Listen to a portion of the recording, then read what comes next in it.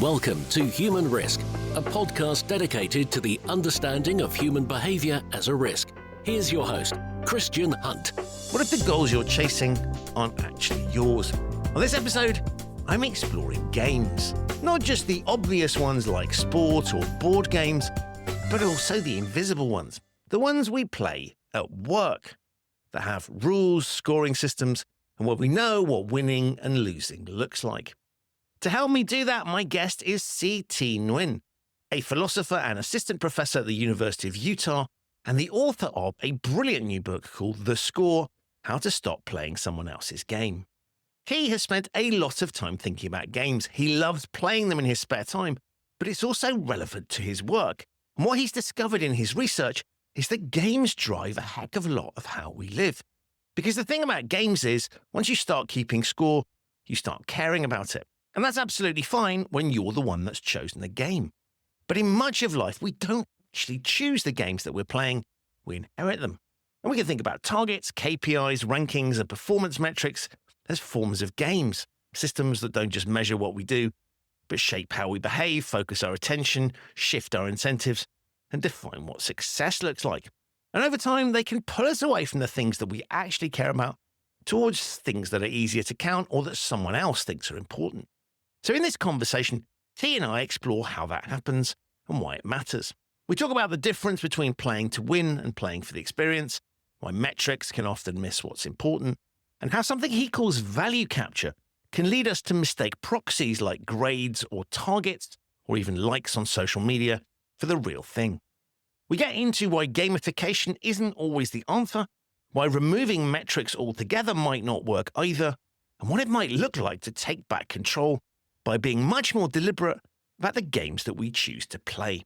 This is a fascinating conversation that I think will give you some amazing insights, both about your private life, but also about what happens at work. And if you're someone that's in compliance or in a leadership position, or about anywhere else within an organization where you're setting targets or incentive programs, you are in effect in charge of the game. This conversation is about measurement, motivation, meaning, and a whole host of other things. And ultimately, asks a very simple question. Do you know what games you're playing? And are you playing the right ones? I thoroughly enjoyed recording this episode, and I think you're really going to enjoy listening to it, though I make no apologies for the fact that it might give you real pause for thought at the end of it. So please enjoy, as I know you will, my discussion with Dr. C Thi Nguyen on how to stop playing somebody else's game. Thi, welcome to the Human Risk Podcast. Hello, thank you. I'm thrilled to have you here. Thank you so much for spending the time. You have written an absolutely incredible book that I keep coming back to, that keeps blowing my mind in scary but also really exciting ways. That's about games. Tell us how a philosophy professor comes to write a book about games, because it's obvious when you've read the book, but it's not when you start out. Right. I mean, there are two huge streams that I've been thinking about that kind of converged in one book, and both of them are either kind of weird for a philosopher to be writing about or utterly obvious. So I spent a bunch of my life working out a philosophy of games. I think games and play are incredibly important and an underestimated part of human life. And I mean, one way to put why isn't a philosopher writing about games? On the one hand, you might think there are all these important things for us to be talking about, like AI and existential risk and morality. But I mean, for me, games are a way of talking about what's really important and talking about the meaning of life, because games are play. And a huge background issue for me working in philosophy is about the question about whether play is the least important or the most important part of human life. A lot of this comes from a philosopher named Bernard Suits, who was an incredible inspiration for all of the work I do. So Suits says, he gives a definition of games, and a game for him is voluntarily taking on unnecessary obstacles to create the possibility of struggling to overcome them. In other words, games are something where you take on new goals and new restrictions in order to have a particular process of struggling. And Suits, I mean, there's a lot to say about this, but Suits is an Aristotle scholar. And I think what he's expressing is Aristotle's idea that the meaning in human life, the value in human life, comes in the rich exercise of our abilities and capacities. It comes from the process of living and not the outcomes.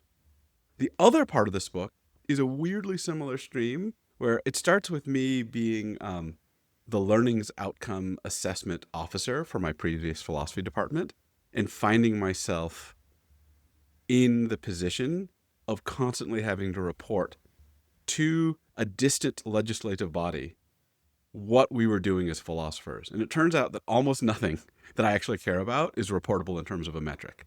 Not virtue, curiosity, not greater ethics, not like more self-reflectiveness and say uncertainty about what you're doing. None of this counts. And I had to translate what we were doing into what seemed to me completely distant, completely alien measures that missed what was important.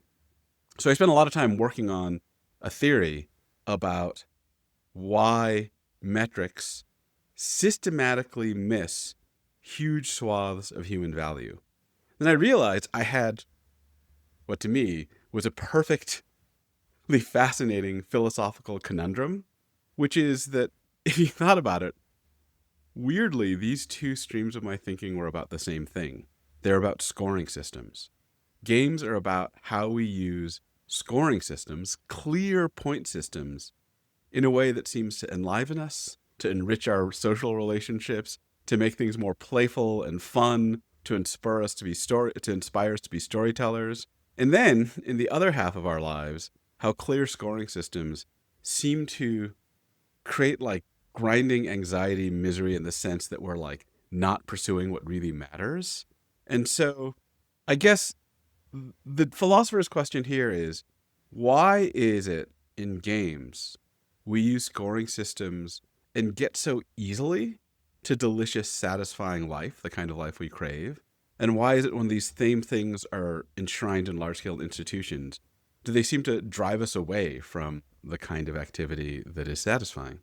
So one of the things that you talk about in games is, and this is, again, as with many things in the book, this was so obvious with hindsight, is the different reasons we play games. And I wondered, can you just explain those? Because I had always made a very glib assumption that obviously it's to have fun. Right. But you've analysed there are different reasons. I think that's interesting when we start to look at sort of how that plays through into metrics, that actually not all playing games is the same thing. So this is spinning off of Suits' insight, the definition of games, where playing a game is taking on unnecessary obstacles. I mean, one way that he puts it, and I think this is super interesting, is that in a game, the goal of a game is partially constituted by the obstacles and restrictions, and that isn't true in normal life. So in normal life, you just take the means for the sake of the ends. You are trying to get it. And so you typically take as efficient a method as possible. But in games, I mean, see if this makes sense. Games are constitutive inefficiencies. The center of what a game is the inefficiency. As in, if you're running a marathon and you take a taxi, you did not cleverly do the marathon better. You failed to run the marathon, right? What it is to cross the finish line of a marathon. I know it's like it's like so obvious, but it's also so delightful that one way that Suits puts it is that when you're aiming at a particular point in space in practical life, when you're not playing a game, you just go there as directly and quickly as possible, right? If I want to get, I always take the shortest route. And then in games, we do an insane thing, right? Where we adopt stupid inefficiencies, and then we try as hard as we can to be efficient inside the stupid inefficiency. And that reveals something about the central nature of the obstacles to what you're doing, right? If you weren't running, you're not even doing the marathon. So whatever is valuable has to be in having gotten to the end in a particular way, using a particular method. So one of the things that I think was lying under the surface, I tried to make clearer in my first book before the one you read. My first book is called Games, Agency as Art. And I think there are two motivational states you can play a game in. One way to play a game I want to call achievement play, and that's when what's valuable to you is winning. The other one I want to say, the other kind of play is striving play. And striving play is temporarily taking an interest in winning for something valuable about the struggle. So one way to put it is that in achievement play, what actually makes it valuable to you is winning. You want to win the marathon. You want to actually be the best at running a race, right? Whatever value you have in it comes from winning or getting better at winning. Striving play, I mean, what I want to say is that in normal life, we take the means for the sake of the ends. But in game life, we take the ends for the sake of the means. And that's, the clearest in striving play, right? Like, I try to win at a party game like charades in order to have fun. And winning is actually just a means to that end. I have to try to win to have fun, but it doesn't actually matter, right? I can try intensely to win, fail, and have fun. I can fail to win and still have as much fun. And in either case, I got the point of charades. But if I try to win so intensely and I do win, but I was such an asshole that I ruined the fun for everyone, then we have failed, right? And I think it's really important to realize that some people, typically probably like Olympic athletes or very competitive people, are in it to win. And some people, and I suspect when you say that you just assumed it was for fun, are not in it to win. They're in it because the attempt to win creates a particular experience. And so logically, when we think about cheating, and the marathon example is a good one, right? Because there are people that do that, right? Who find shortcuts that wouldn't necessarily get an Uber to the finish line, but cheat along those lines. Logically, that's got to be people for whom that winning is important, right? So does cheating occur in the other set? Yeah, so cheating, I think what Soot says is that when you cheat, you create the appearance of a win without actually winning. And so it depends on what you care about. If you actually cared about winning, then cheating doesn't actually get you that. If you care about getting the appearance of winning for status or for money, then sure, cheating will get you what you want, but you're not actually caring about the game. You're caring about an illusion of the game. Well, I think what Soot says is a lot of people who cheat deeply misunderstand the point of games. They don't realize that the value of the points are there in order to create this interesting struggle. And the value of winning is about doing it the hard way. I mean, I think when you do little cheats, it's a little bit subtle, but when you do a more spectacular cheat, I mean, an experience I had while I was writing this book, so I'm a rock climber. And a lot of the times when you're rock climbing, you're climbing this really steep boulder. And by steep, we mean like steeper than vertical, like it's overhanging. It's like 45 degrees and you're clinging to the underside. And a lot of times you're fighting your way to the top. And like a 6-year-old will run up to you and be like, that's stupid. And they'll run up the little path along the back and look it down and you said, what are you doing? There's an easy way up the back. And the response is, you don't actually understand the structure of what we're doing. You don't understand that the only thing that matters to a climber is having done it via the particular method of difficult climbing. And you mentioned rock climbing, and I got to say, one of the things I really loved about the book is you bring so much of yourself into it. And I will also, I bought the hardback, but I also dived into the audiobook, which is read by you, which I thought was lovely. Mm-hmm. And there's something about your personal energy and joy. And so one of the things that one gets from reading it is you play, understandably for your research, but also just, it's who you are, right? You play a lot of games, you get involved in a lot of activities. So this isn't just an academic bit. This is you talking about your life, right? You're bringing a lot of your personal life into the book. And I think it's not just random. It's that a lot of this book comes from finding these things that are utterly beautiful and then finding the world disdain them because the utterly beautiful thing doesn't result in some clear, measurable outcome. And sometimes that wonderful thing is like a live conversation in a classroom. And sometimes that wonderful thing is like an experience of movement and climbing.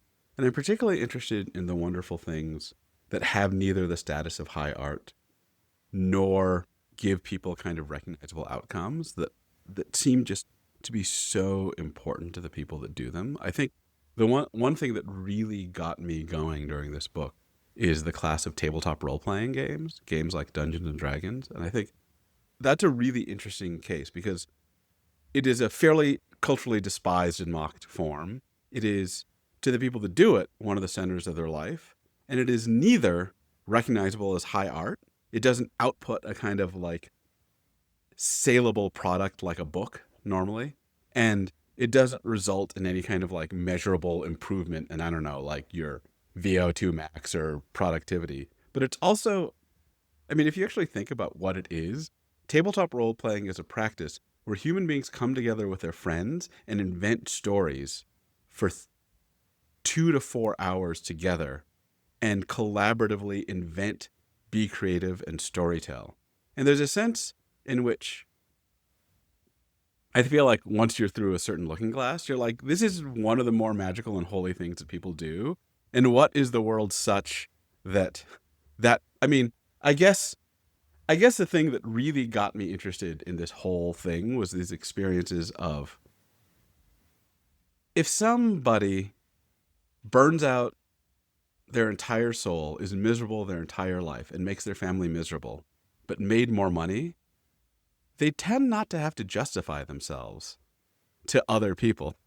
But if someone likes to spend 3 hours once a week with their friends, telling stories, laughing, and having an experience of like shared creativity, that person is considered ridiculous, and we demand some justification or we condemn them. And that's the scenario where I kind of want to be like, how the hell did we get there?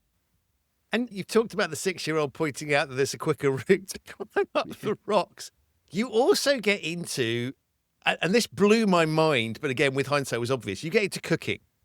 You obviously love food. I was actually recommended not to read the book when you're hungry, actually. That's one of my tip for people.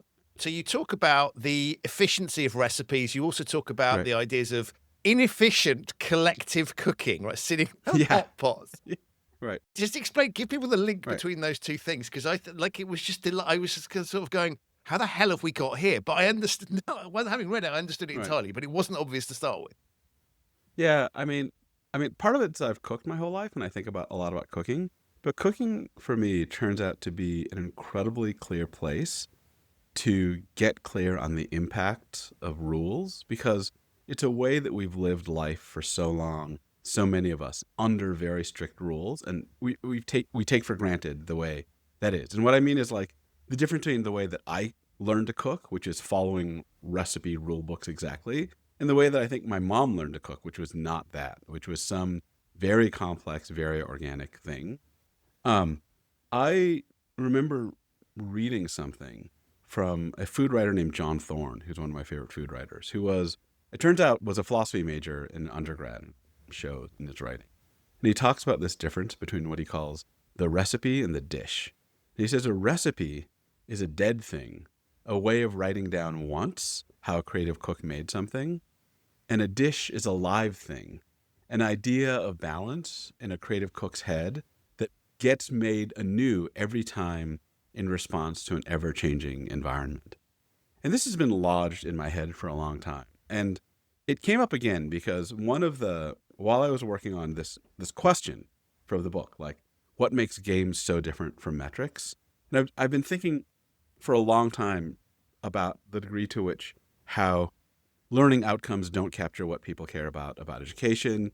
I remember one of the starting points of this book was hanging out with a bunch of computer scientists like 8 years ago now who are making early stage creative ML, like the AI that would make art, and me asking them like, okay, so what are your training targets?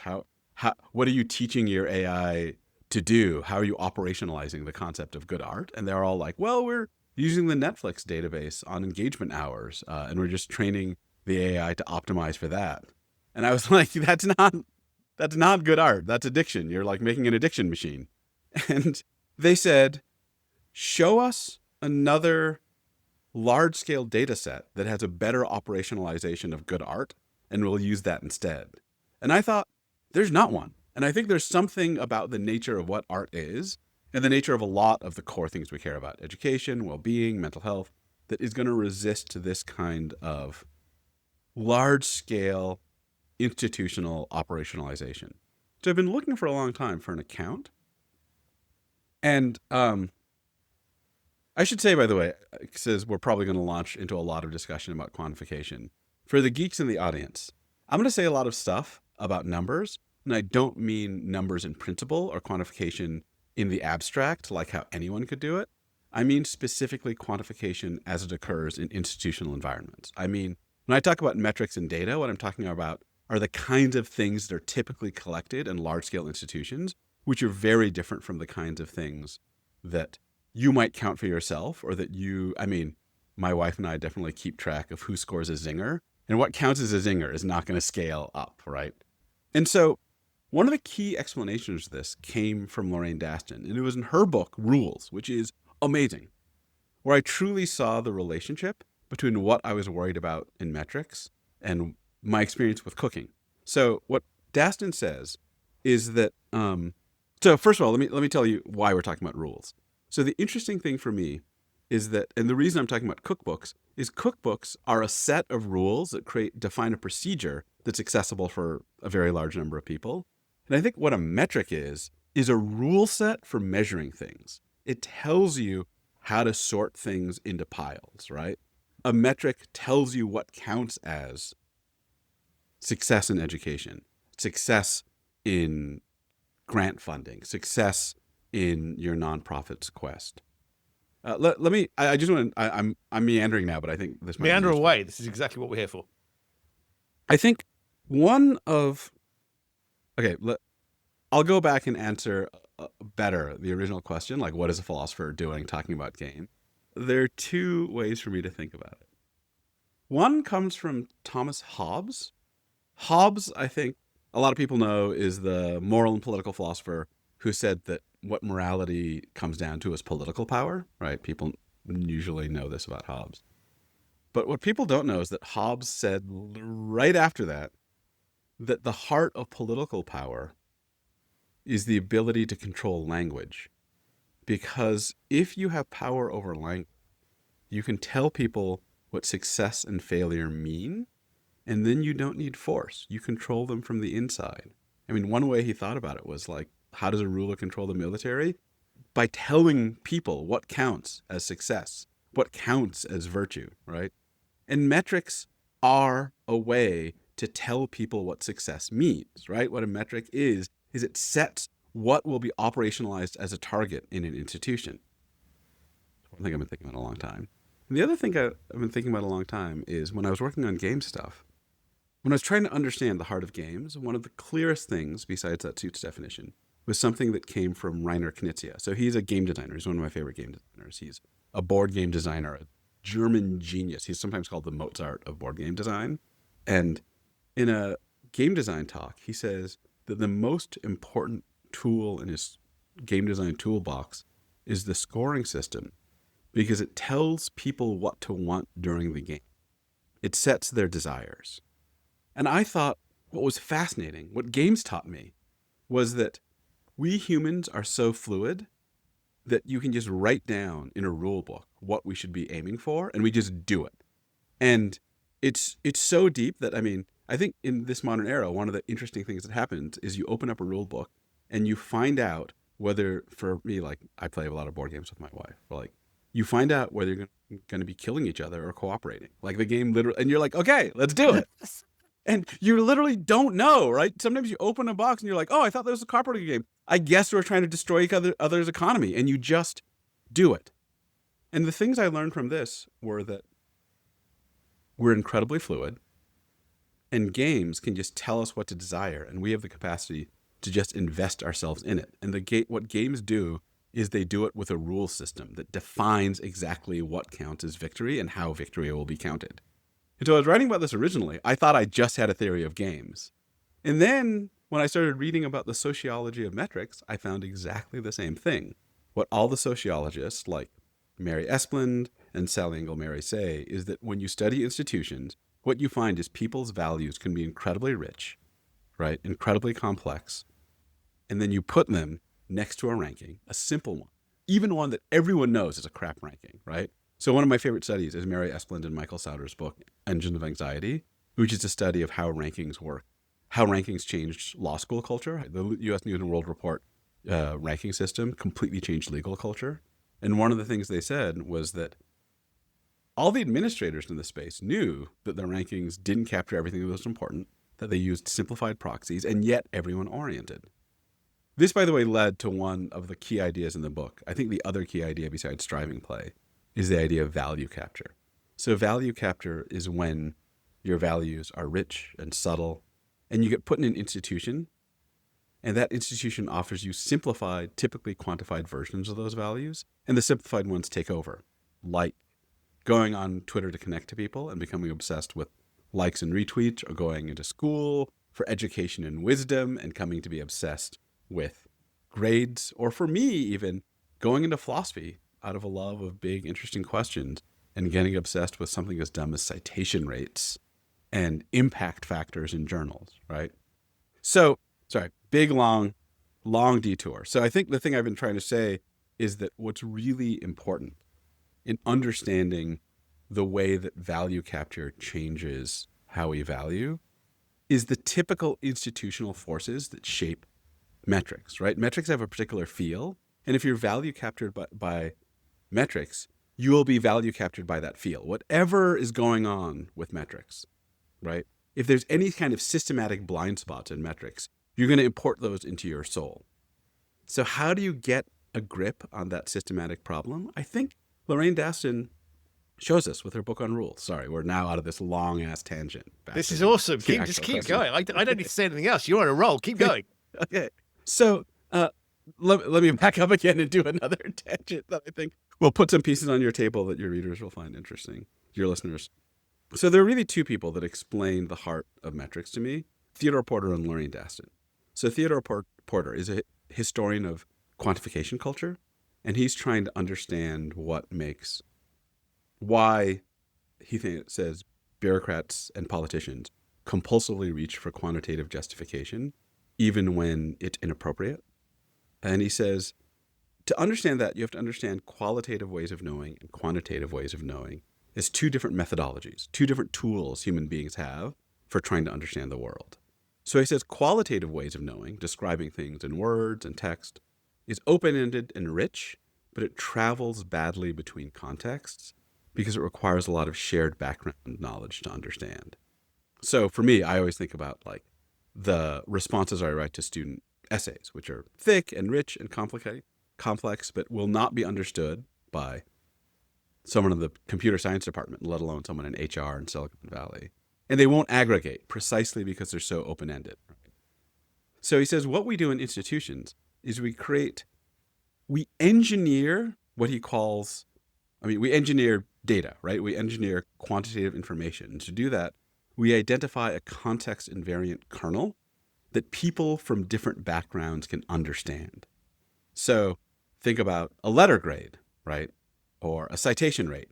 That is a way of measuring things that everyone in different contexts understands in the same way. And so once you have this context invariant kernel, everyone can collect into it and the informational content can travel and it can aggregate instantly, right? If we all use, say, the 4.0 grading system where an A is a 4 and a B is a 3, then we all agree roughly that A is great and B is pretty good and C is mediocre, then that information can travel. And so here I think is Porter's insight, the key insight that I find so fascinating, which is that quantitative information is powerful because it's been engineered to be understood across contexts and travel easily. But what made it engineered in that way is the systematic removal of high context information, right? If you remove subtlety and context from the core content, then what you have left is highly portable. And the really devastating thing for me here is the idea that what makes metrics powerful is functionally inseparable from what makes them terrible, right? It's that this starts to get like, why is it that the kinds of large-scale metrics we have won't capture the goodness of art? Because the goodness of art requires a lot of context, a lot of subtlety, and a lot of awareness of fine-grained detail. And we suck that out to create metrics. So that's the first chunk. The second chunk, we're going to get back to food eventually, is Lorraine Daston. So Lorraine Daston is trying to explain rule sets. And she says that there are different historical conceptions of what a rule is. So one of the oldest is a rule is what she calls a principle. So a principle is an abstract generalization that admits of exceptions, but you can't list those exceptions explicitly, right? You need judgment and discernment to apply it. So my favorite rule as a principle is like, show don't tell, which I was taught in creative writing classes, and is a great general principle, and good authors break it all the time. Tolstoy. All happy families are alike. Every unhappy family is unhappy in its own way. Breaks the rule, works amazingly. And what Daston says is you can break the rule when you understand the deep reason, but the deep reason isn't puttable in a rule because the deep reason is more complex and rich. Similarly, she says another kind of rule is a model. This is like a role model. Like, what would Jesus do? Same kind of thing, right? You need judgment to apply. And then she says a very modern and recent conception of a rule is what she calls a rule as an algorithm, right? And an algorithm is meant to be applied by anybody unthinkingly, automatically, without looking for exceptions. So rules don't require judgment. They don't require expertise. Rules as algorithms don't require any of this stuff because they're designed for us to apply automatically and unthinkingly. And then she says something that blew my mind. She says that we thought that algorithmic rules arose because of computing machines, but they actually arise historically about 150 years earlier to cheapen labor. Because if you turn a complex judgment into a rule, you don't need to hire a really well-trained, highly experienced expert. You can slot anyone in. For example, like McDonald's recipes, right? I think a crucial thing is the way that my mom cooks is something that she learned from her parents over 15 years. It was deeply experienced and very sensitive and very adaptable to changing circumstances. But it does not write down easily and well. On the other hand, a McDonald's recipe, which is algorithmic, tells you exactly how many cups, exactly how long to cook something, exactly the temperature. And one of the things you'll notice about a modern recipe is it eliminates judgment, right? The point of a modern recipe is it uses things that don't require experience, like cup measures and turning a thermometer to 325 degrees and using a timer. So recipes, I think, what they do is they create intense accessibility at the price of context sensitivity and high discernment. I think like the Daston and the Porter go incredibly well together. The way that what Porter is saying is that quantified data is designed to be portable and cross contexts. And what Daston is saying is that mechanical rules and procedures are designed to eliminate expertise and replace it with a dependably accessible and dependably consistent methodology. But this eliminates from the procedure any kind of criteria that require high expertise. So I think like to answer this was like the longest answer to a question. No, that was incredible. Yeah. Does that make sense? So, yeah. So, I mean, the reason that recipes, the fast reason to put it is that I'm worried that metrics are recipes for values. Right. That what metrics are clear algorithmic rules for evaluation and measurement, which means that they systematically can't pick up on any kind of value that isn't visible readily to everyone. And the kinds of things, in general, think about the kinds of things that metrics point to, right? Health metrics don't point to rich kinds of well-being. They point to lifespan and heart attack rates and BMI, right?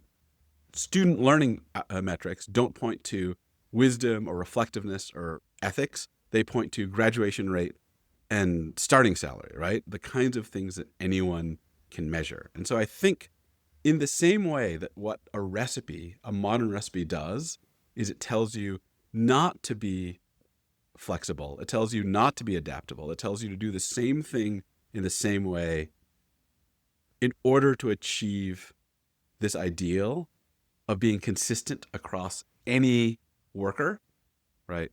What I think metrics are doing is they're changing the targets of what we socially, institutionally, and individually point to only the kinds of things that can be counted by anybody. And I think that's one long way to put it. And maybe I think this might be interesting. Given your audience and your specialty, let me say one last thing, and then I want to hear all of your responses and examples. I think we've been trapped by an overly simple notion of objectivity. So Lorraine Daston her previous work was on the history of the concept of objectivity. And objectivity can mean a lot of things that are different, right? It can mean accuracy. It can mean like capturing what's really there without bias. But one notion of objectivity that's become dominant is what she calls mechanical objectivity, right?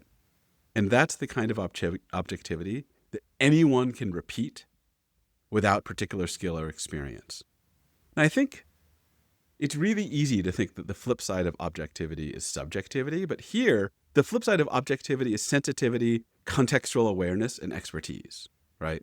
And I find that really, really important, that what we think we're eliminating in a lot of these cases is just bias, and we are eliminating that, but we're also eliminating sensitivity because the instrument we have for it is finding rules that anyone can follow, and the standard of that degree of hyper-accessibility cuts out our ability to target like half of the world. Wow, so many thoughts. But I'm just sticking with the food for a second, and I will dive back into some of the other things. So one of the things I loved is you talked about sugar as a good example of an ingredient that's raw and messy and comes in different forms. Right. And we have refined it to allow us to do some of these things. In other words, the world, there's a richness to the world. And it struck me we could take this into the richness of human experience and talent and all these things. And we've sort of commoditized it to a reliable thing, something that's easily codifiable, and then that makes life easier for us. And so what I really took from the book was, here's an academic, at its heart, he's an academic who's frustrated. You're here to inspire people and to get them to think differently, and yet you're being required to conform to something that makes life easier from a sort of bureaucratic perspective, but misses the richness and the joy. And so for me, the processed sugar, the refined sugar, was a good illustration of you can have these standardized recipes because you have these ingredients that are standardized. And yet actually natural ingredients, you use tomatoes, I think, as another example, is sort of standardized. Processed food lends itself to this thing. And it's almost, I thought you were pointing almost towards sort of, we're taking the sum total of humans and endeavor and joy and all these things and trying to refine it into something that's codifiable. And so that for me was an illustration. This isn't just a sort of a monitoring device. It's driving how we structure things.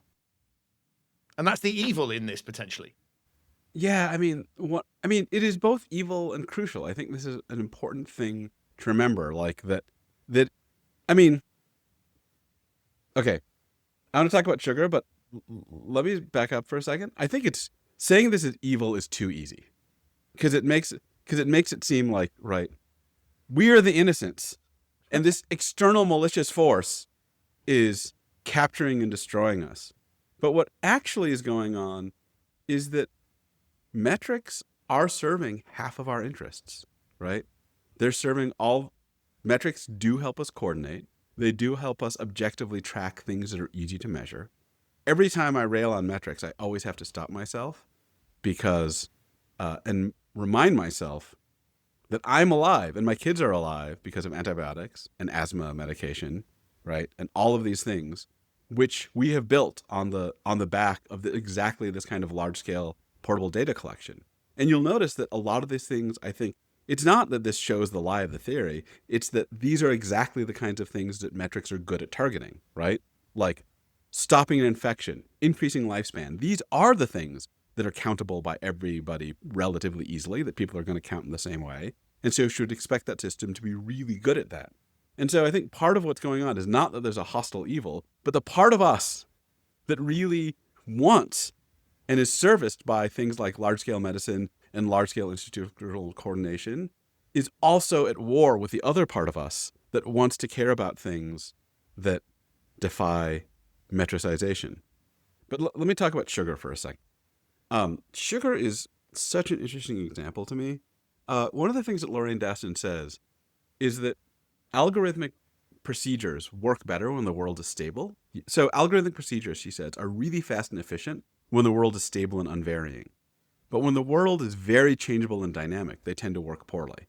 And I think one of her examples is that standardized recipes that tell you exactly to use how many cups of this and that work really well when the inputs are standardized. I mean, McDonald's works well because they're using very processed ingredients that are stably the same. When you shift, for me, my recipes when I cooked from cookbooks worked great when I used standard recipes that wanted standard ingredients and I bought this exact canned tomatoes and the exact kind of sugar. And they worked less well when you got really variable ingredients. And I think the thing that's easy to forget is that the stability of things like ingredients is an achievement of an enormous amount of work, but it also comes at a cost, right? Like sugar for me is the most interesting example because brown sugar, which is considered by many people to be the more primitive ingredient, is really delicious and really variable.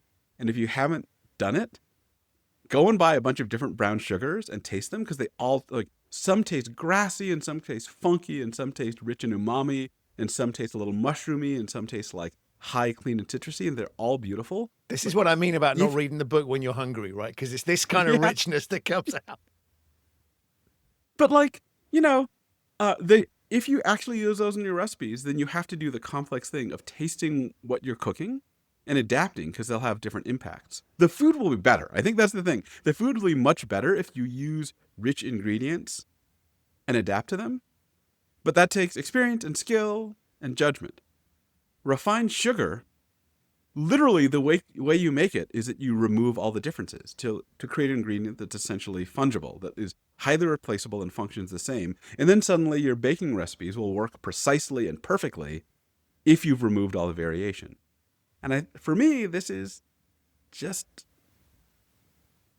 I don't know if metaphor is the right word, almost exactly the same as what I think is happening to human values.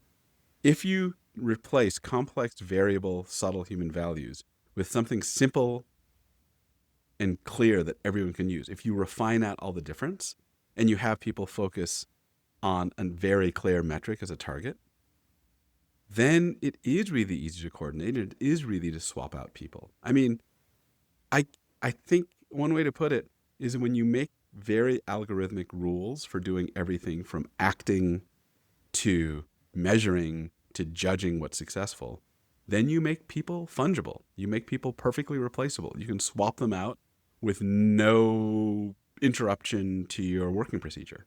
One of the things that I thought was really powerful was you talked about the impact on expertise.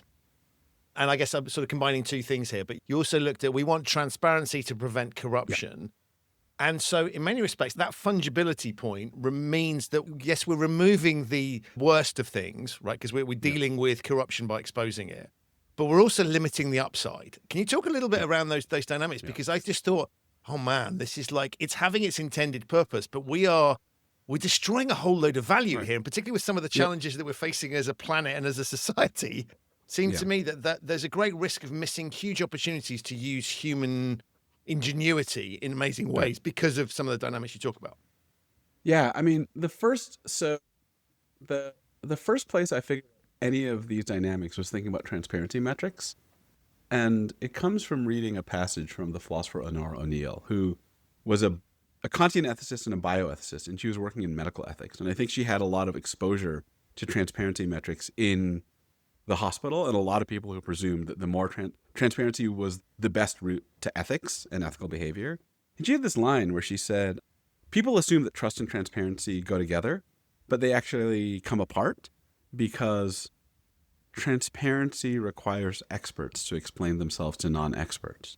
But experts' reasons are, by definition, not fully transmissible to non-experts. And so she thought that experts would be motivated to deceive, to lie. And I think an even worse thing that might happen is value capture, where experts might be so motivated by a simple metric that they take on goals specifically that are designed so that everyone, non-experts, the quick and hurried public, can instantly understand them, which means that what you're doing is eliminating expertise from the process of setting your goals and targets. And I think one way to put it is, I'm not saying that transparency is bad, right? I'm saying that transparency is it's like chemotherapy for institutions. It is powerful, but you don't want to use it. Analogy. I mean, I think we are all aware that when we use intuitive, rich, non-explicit judgment, we are totally capable of being biased, and we're totally capable of being corrupt and hiding that corruption, right? We know that without metrics and without transparency, actors often act maliciously and often act out of unthinking bias. So there's this presumption that the more transparency, the better. I think my worry is that the realm of the non-explicit, intuitive judgment, is also where sensitivity, expertise, right? There's plenty of research that shows that a lot of experts, their expertise emerges from their ability to make quick, fast, synthetic, non-explicit judgments of a whole, the intuition of a trained artist, the intuition of a trained doctor, the intuition of a trained therapist or teacher is often extremely, extremely accurate. And one of the worries is that transparency eliminates both corruption and bias, and it eliminates rich, subtle expertise, and it eliminates them both together, right? So that is really the worry, that what we actually have is not, what we should actually do is not aim at maximizing transparency in all cases. What we should do is recognize that there's this huge trade-off between trust and transparency. The more you trust people, the more you become vulnerable to their bias and corruption. But the more you enable good experts to act beyond your sight, which is what you wanted experts for anyway. The whole point of experts is they understand things you don't. And when you put them under regimes of transparency, you both restrict their opportunities for corruption and bias, and you restrict their ability to make judgments that exceed the quick gaze of the public. And so this is the connection that I love, because you start your thought process around games and the rules that we're set and the environments that we're in.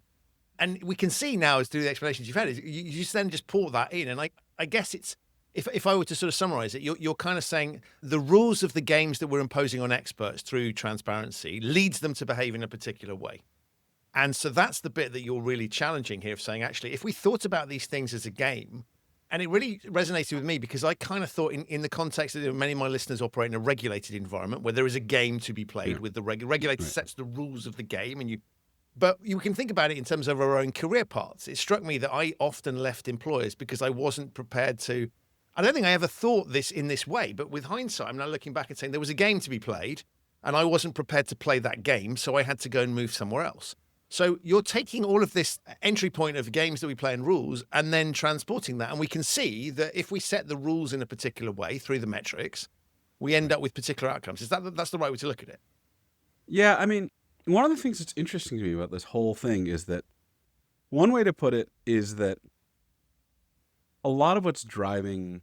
So a lot of people that are pro-transparency think something like, well, you need experts for the exact methods, but not for the big goals and the rich values. That's something that anybody can see, right? That should be accessible to the public.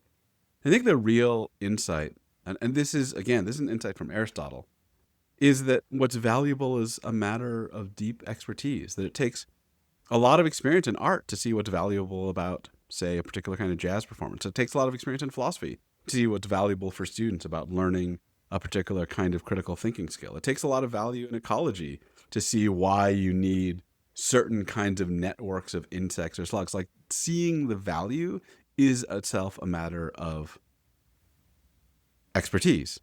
And what mechanical rules for measurement force us to do is eliminate expertise from the process of assessing our success, which means it removes it from the process of goal setting.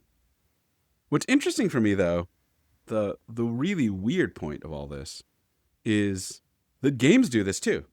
Games also usually offer us highly mechanical scoring systems. But the difference is, in games, what we're often doing is we're selecting which mechanical scoring system to use from a non-mechanical standpoint. That is, a scoring system is a way of measurement, but we are not letting someone else's method of measurement simply rule us over unthinkingly. We are usually, not always, taking charge of the games we play in the sense of reflecting on our life under that scoring system and asking if it's valuable from the perspective of some larger, non-mechanized value. And this can be personally important, but it also can just be a matter of rich expert judgment, right? I often manipulate the scoring system in my classrooms, aiming at what I think is a genuinely valuable pedagogical aim of inducing kind of reflectiveness and thoughtfulness. But that part I can't measure. So I'm like tweaking the thing that I can measure, which is their test scores, in order to motivate them to get them to do this weirder, larger thing. And I think that's possible in institutions. It's possible as someone under the thumb of a metric to treat it as an external directive that you kind of understand the reason for it. It's a thin proxy that we need in the background, but also not to aim it at every case. And it's also possible if you're a manager or in charge of things to try to tune your metrics constantly aware that they're very low information proxies that you ought not use as fully definitive of everything that's valuable. The worrisome thing that happens is when people in institutions don't have that reflective standpoint and just let the thinness of the metric be the final arbiter of what they're doing. Then they're not. Scoring systems are very particular tools for high-speed, low sensitivity communication. And there's a use for that. But if you treat that as the final setter, then I think you're letting every limitation of portable, mechanical, algorithmic rules invade the center of your value system and preside over everything that you're doing. There's a bit I loved in the book, which was you talk about ungrading. One, I love the idea, but two, can you just quickly explain what that is? But also talk about what happened when you ungraded, because I thought it was a brilliant way of rebelling against to coin the phrase, the tyranny of metrics. But it had an unintended consequence. Could you just talk through that? Because it was a brilliant example of how this is much more challenging than it might seem. So ungrading there are a lot of people in pedagogy that know the simplification of grading undercuts students' motivations. It destroys their ability to target anything but studying to the test. And so one thing that a lot of people have argued for is ungrading. So ungrading is just not giving your students grades or de-emphasizing them as much as possible.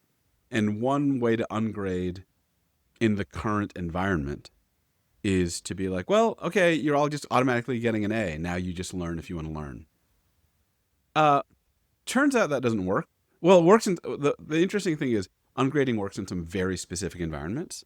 It works, it works really well in, the Ivy League where, students are very well motivated. I found that it worked really well when I teach some game design classes, a lot of the game students are very self-motivated. It works really well for my philosophy graduate students. They don't care what an institution thinks about them. They have transitioned to the point of being in it for the thing. And I think a lot of people say oh my God, I can't imagine what education would be like without a grading system. And I think a lot of us know it. And we don't even when I go to yoga class, no one gives me a grade. When my friend takes a pottery class, right? I'd love it if they held up the cards you get, judging 7.2. That was a crap triangle pose. But I think it's really clear to us that education is completely possible and common without grades, right? When I started climbing, I took a bouldering class. No one gave me a grade. They just gave me tips, and I tried really hard, right? But the problem is that in the large-scale university system, grades are already tied to so many external incentives that if you go off that incentive structure and try to do something different, the incentives are stronger, right? Students will literally tell me, oh, I loved your class. It's my favorite class, but I can't justify coming to class if I don't need it for a grade because my other classes I do need to study for. I even had students say that I'm so used to being motivated by tests that when you took the test away, I totally understood why, but I just couldn't be motivated to read or do the learning that I know I should want to do. And so one time my students kept giving me that commentary and I put quizzes back in and put grades back in. And they were like, oh, this is great because now we can actually motivate ourselves to do the thing. I mean, you look shocked, but there are two things to say about this. One, maybe this is a sad story of, people have been so indoctrinated by scoring systems that they can't function without them. But the whole point of the stuff about games in the book is we can use scoring systems when we know why and do it under control. And a lot of the times they can be really motivating, right? I have found a lot of sports scoring systems very motivating for me to both become fitter, become healthier, and also experience the joys of sports. But one of the interesting things is that in the background of my relationship to sports is I get to choose which scoring system. It's not that there's one for everyone. It's that there's this world. I mean, the interesting things about games, unlike metrics, is there's a world of 10,000 more game scoring systems, and you try a bunch and you get to do the ones you like, and you get to also, even in a system like running, there's 1,000 ways to score running, and you can choose the one that you want. This isn't in the book because I figured this out after, you might enjoy this. I figured this out after I wrote the book and it was published, but I was trying to figure out how to do grading in the age of ChatGPT in my classes, and I realized I had no idea. So I did an exercise where the students designed their own grading system. We read about the purpose of education. We read about the worries about de-skilling in the age of AI. We read about inclusive procedures, and then I just let them democratically vote on their own assignment design policy in response to their interests. And it was awesome, right? They chose their own scoring system. I made some comments, but they voted for it. So what does that look like? That's fascinating. Yeah. So what my students ended up doing was both. I mean, what they decided was there's no reliable ChatGPT checking system, and that they both knew that if they were allowed ChatGPT, they would just use it, and that they didn't want to use it because they needed to learn actual skills because they would just be replaceable. So they basically designed a system in which there was a paper at the end, but 80% of the grades were about in-class group critical analysis workshops on the way to that paper, and it worked really good. They bargained out what their interests were in their educational system, and it worked. It was an interesting test case. One of the things I say at the end of the book is one of the lessons is not don't use scoring systems, but know how powerful they are and use them under control. And I think that was a controlled and student-sensitive use of a scoring system, I hope. I just love that. And I think this plays into your whole thing. And I was unfairly sort of talking about evil earlier just to provoke you slightly, knowing that you'd respond in the way you did. But this is just saying this stuff is really powerful. Yeah. And we're misusing it. And therefore, what I took away from this is if you're going to deploy this stuff, understand what it is you're deploying and what you will drive and what the unintended consequences of that might be. Yeah. So it's not don't deploy, it's thoughtful deployment. Yeah, I mean, I think this is one of the interesting things. A lot of people write in this space, and either what they write is metrics are good, data is holy, evidence-based is the only way to go, everything else is trash. Or they're like, metrics are evil, they're the incursion of capitalism, get rid of all of it. I think both of these are wrong, right? Obviously, metrics are powerful and have an enormous downside. Obviously, they're incredibly active in our psychologies and incredibly useful for coordination, but they also come with an enormous, massive, systematic blind spot. And not using the tool is, I think it's impossible, right, for our large-scale institutions. Using the tool unthinkingly will just inherit all kinds of errors and problems you're not aware of.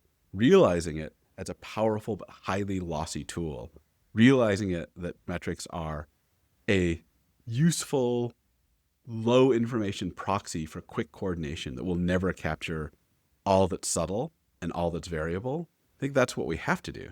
And it struck me by implication, if one started out with the idea that there are very likely to be what in medical terms would be side effects. And of course, we know that side effects is just a convenient label for stuff we didn't want to have happen. It's an effect like the effects we wanted. But if we looked at it that way, I'm guessing we could sort of say, well, what are the unintended consequences or the side effects of this thing? Let's be aware of that when we go into it. I still worry a little about side effects because it creates a framing image where you might be able to get rid of the side effects. You can imagine a perfect medicine that had no side effects. But what I learned from Daston and Porter is that this is intrinsic to the tool. It's like, I was talking to somebody about, I've been really interested in whether or not we should be,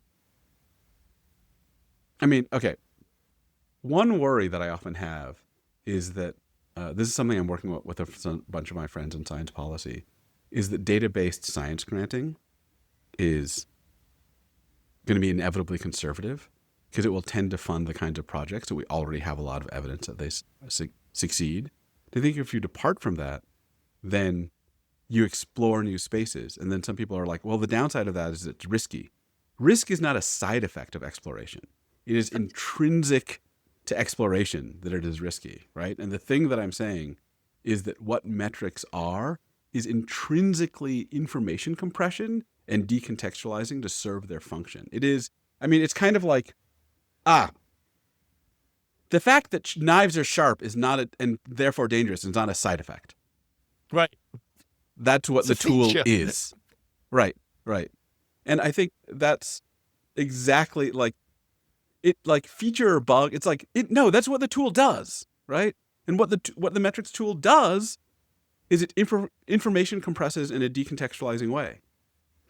That's how it works. See, one of the things that, and I will confess, I thought this before I opened the book, was that I had assumed this would be about gamification. Right. And that you'd written a book about the joys of gamification. And one of the things that a lot of the people that I work with, a lot of listeners to this, will have picked up the idea that in order to be successful, we need to gamify things, right? So if you've got training that's boring, turn it into a game, job done. What are your thoughts on that? I want to resist gamification in two ways. Let me say the thing. There are two things to say. One, I think what a lot of my analysis shows is that what makes games good is the fact that they are voluntary and that our choice of scoring systems is expressive of our deeper values.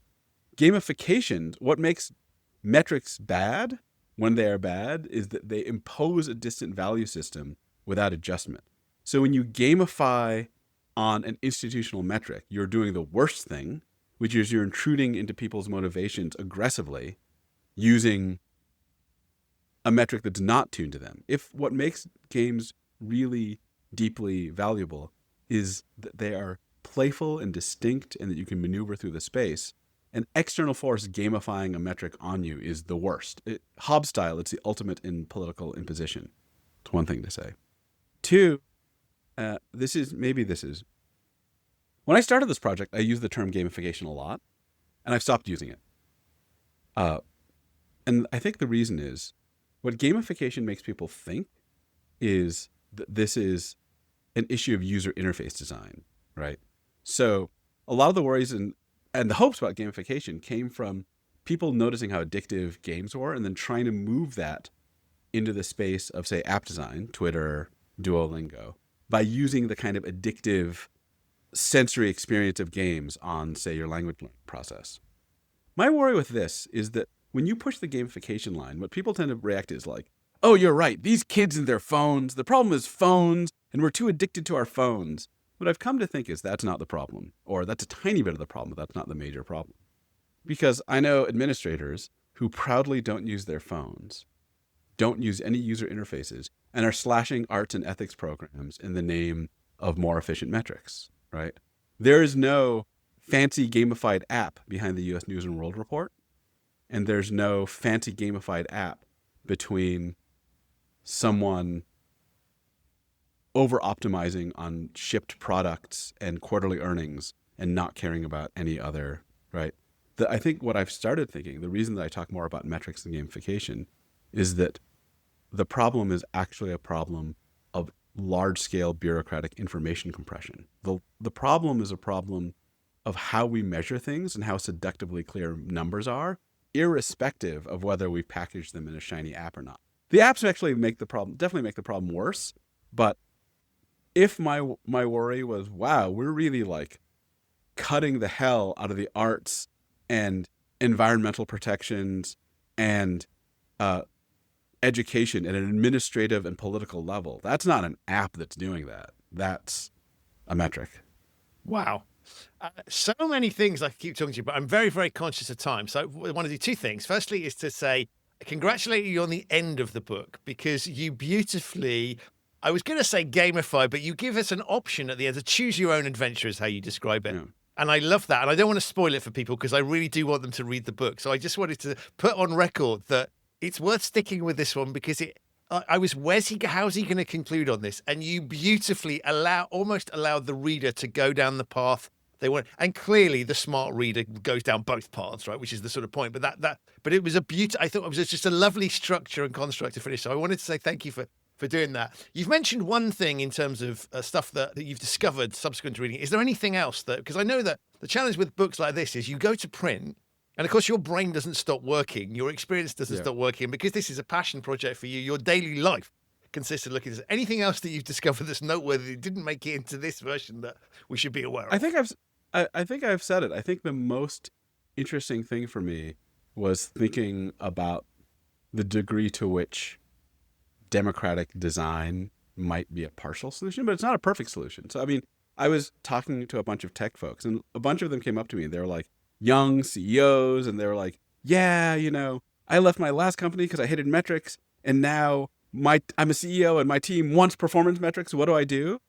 And one suggestion I had was, you could borrow the structure I had with my own class. You could devise performance metrics with your team and revise them regularly based on all of your interests. But notice what you lose there is fast, large-scale aggregation.